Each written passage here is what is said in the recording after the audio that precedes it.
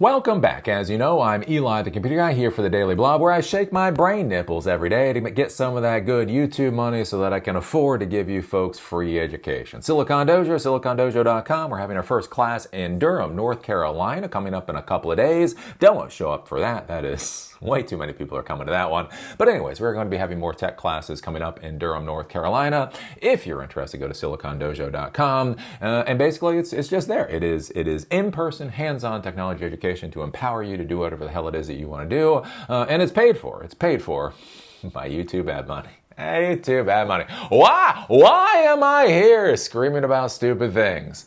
I am here to earn money so I can do what it is I actually care about. Like a Gen Xer do. Like a Gen Xer do.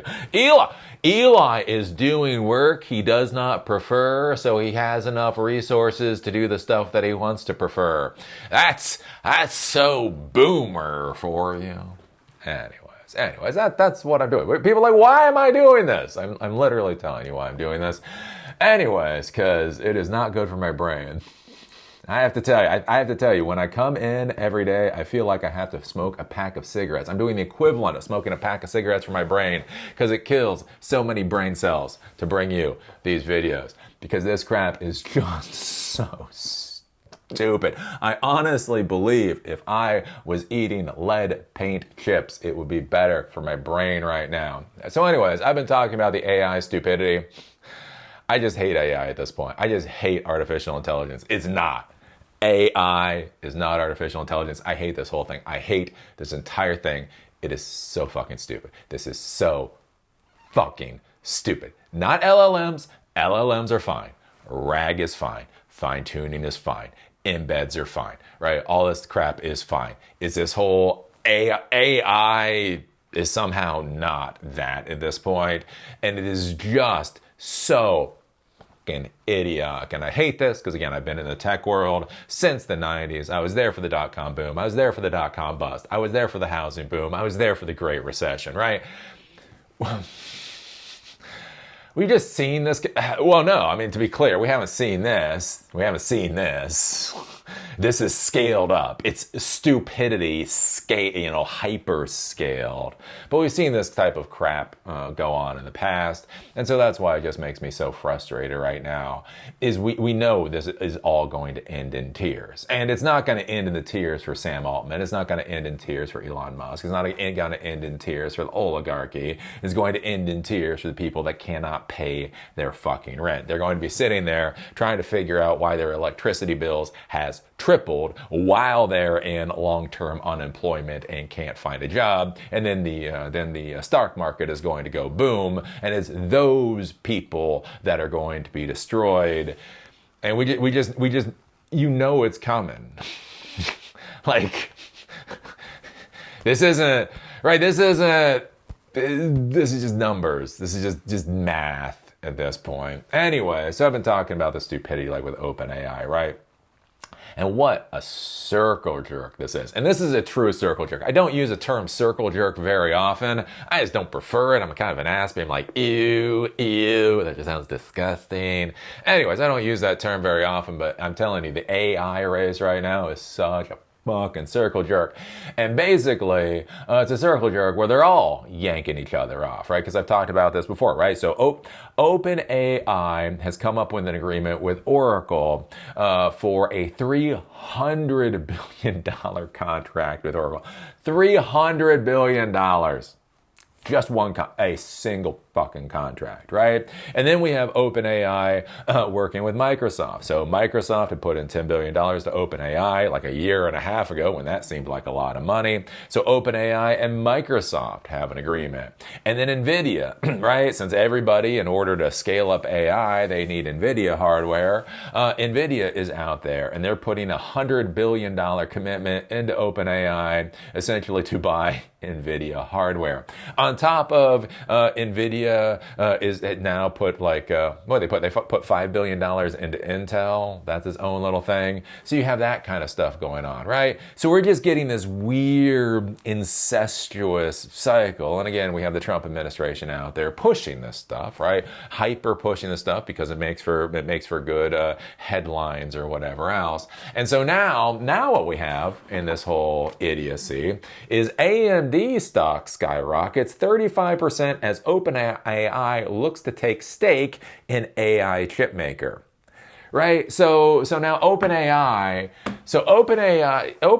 is getting a $100 billion investment from NVIDIA. They're putting $300 billion into Oracle. Oracle needs to buy GPUs. They're going to be coming from like NVIDIA and AMD. And then now OpenAI is now going to be investing in AMD. Come on now. Come on.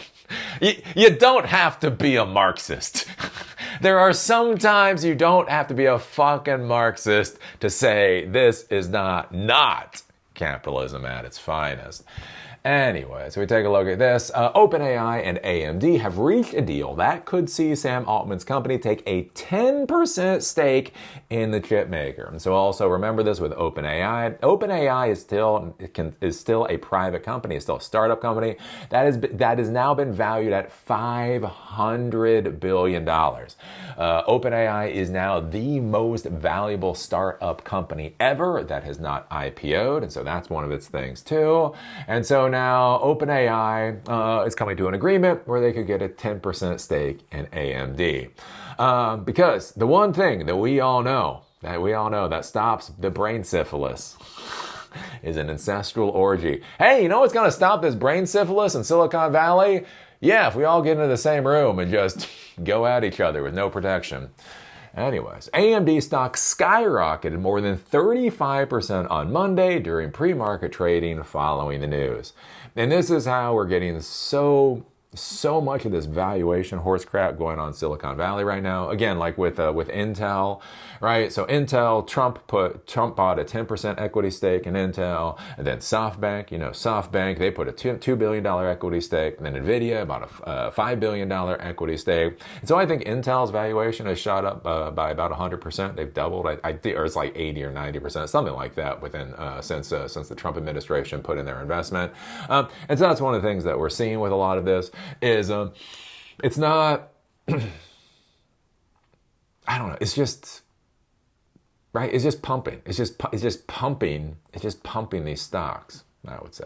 Anyways, OpenAI will deploy 6 gigawatts of AMD's Instinct graphics processing units over multiple years and across multiple generations of hardware. The company said Monday it will kick off with an initial 1 gigawatt rollout of the chips in the second half of 2026. As part of the tie-up, AMD has issued OpenAI a warrant for up to 160 million shares of AMD stock, with vesting milestones tied to both deployment volume and AMD's share price. The first tranche vests with the first full gigawatt deployment, with additional tranches unlocking as OpenAI scales to 6 gigawatts and meets key technical and commercial milestones required for large-scale rollout. If OpenAI exercises the full warrant, it could acquire approximately 10% ownership of an AMD based on the current number of shares. The ChatGPT maker said the deal was worth billions, but declined to disclose a specific amount. Quote, AMD's leadership in high-performance chips will enable us to accelerate progress and bring the benefits of advanced AI to everyone faster.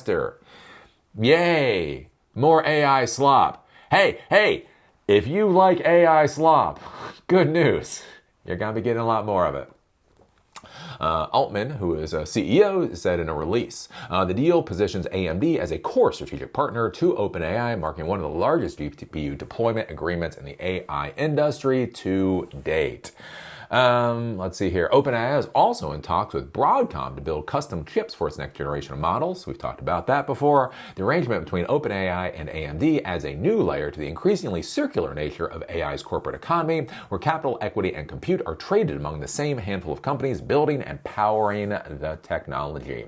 It's a tightly wound circular economy, and one that analysts fear could face real strain if any link in the chain weakens. Yeah, no crap, CNBC, no crap. So yeah, this is just kind of like the latest round in this AI insanity, and it's one of the reasons I'm telling everybody to be careful, right? In the past, the tech world had real competition. It was real, nasty, brutish competition, but they were all competing with each other. I don't know what it is with artificial intelligence. I don't know why with this particular technology, but basically what all of these companies have decided is they are going to work together hand in glove. Why compete when we can milk the resources of the world and then split it among the winners, essentially, right? Everybody is essentially working together. And this is my concern for people out there, is because what happens when all of the big technology companies, all the people that are considered to be smart in the modern world, all are pushing like one thing. Again, like with artificial intelligence, right? I sit here and I say most of this horse crap is pretty damn stupid. But I'm a guy sitting in my basement playing with Olama. Why the hell should you listen to me? Look what Elon Musk says. Look what Sam Altman says. Look what Nadella says. Look at what Larry Ellison says. Look at the smart people, Eli. Look at the geniuses in our society. Look at what they're saying. Eli, you should shut the hell up. And that's the problem, though. All of these people that are pontificating on the value of AI, they're the ones that stand to make the most money. They are the ones that can mine the foundations of our society. And when our society falls apart, it doesn't matter because they can just move the fuck on, right? They got their gold. Screw everybody else. And that's my concern with this mess right now. Again, this whole AI thing is just quote unquote LLMs, models, all of this stuff has real value. It has real value. It has real functionality. It will push us into the future. It's not worth this much, though. It's not worth this much. And the problem I think that is going on right now, and I've talked about this for years, well over a decade at this point in time. I believe that the tech world plateaued in like 2015, 2016. If you look at how you use computers today and computer devices today, and you look at how you used them 10 years ago, it's basically the same. In many ways, you could almost say it's the same as it was in 2005, right? The devices are slightly different. The network speeds and latency are better and that type of thing. But we basically have been using computers the same way, right? There was the iPhone moment. Back when the iPhone came out, everybody wanted iPhone. That exploded the tech world. And with the iPhone came mobile app development and a lot of other things, right? It brought rise to platforms such as Uber and Airbnb and so many things. And the issue is, for so many of these technology companies, they have needed the next iPhone moment. And you see the push with blockchain, right? It's funny how nobody really talks about blockchain anymore. Why? Because who the hell cares? It's a fine database system. It's a fine database system for like two problems. If you have one of two problems in the world, blockchain is few. Otherwise, who the hell cares, right? It is one of many different types of database systems. It has its pros. It has a lot of cons, right? For a specific problem set, it makes sense, right? But there was this whole push. Everybody has to be on blockchain. Why? Because you actually need it, because there's a real value proposition there, or because the tech industry needed something to everybody care about. Again, with VR, right? VR, Metaspace, all this kind of thing, right? Did you want VR? Did most people want VR? No, right? Technically, it sounded cool. Like when you think about it, when you think about VR, you're like, that sounds great. And then you use VR, and you're like, no, I don't want to use this anymore. Makes me want to vomit, right? And that was the thing. But there was this huge push for VR that nobody really cared about, right? But it was the push because the tech companies needed the next iPhone moment. We've seen this time and time again. And so now for some reason, quote unquote, artificial intelligence, and it's not, right? LLMs. Would you think it was wise to invest $500 billion in LLMs? If I told you that NVIDIA's $4 trillion valuation came from LLMs, large language models, would that make sense? And that's a curious thing here, right? It's words. It's words. If you explain what's going on right now, and then you say the reason for all of this is LLMs, large language models, Think about how you respond to that. Now, if you have the exact same storyline of what's going on right now, and you say it's because of artificial intelligence, think about how you respond to that. And so that's the issue. That's the issue, is right. People are not responding to the revolution of large language models. They're responding to their perceived idea of what artificial intelligence is. Again, the Socratic method, right? You go back, read Plato, there's something called Socratic method. And Socratic method is where somebody would come to Socrates and say, am I a just ruler? And then Socrates would look at them and say, well, what does justice mean? And the person would say, well, that they live by their moral and ethical codes. Well, what does morality mean? What does ethics mean? When is it okay to not? When is it still moral to do what's not moral, right? It's this whole question thing, right? I talk about this with the thing of the name. I used to talk a lot about the thing of the name is we start arguing about something. We start arguing about a concept, and one person has an idea of what this word is, and the different person has a different idea of what the word is. So you're using the same word to argue about two entirely different ideas, and that's why people don't see eye to eye. The thing of the name. What are we actually talking about? Let's get past the word and let's look at the thing that we're actually talking about, right? And so that's with artificial intelligence, right? When somebody says artificial intelligence, think about the story you put onto that, right? It's not about the reality. AI has not a fucking thing to do with reality. It has to do with a story.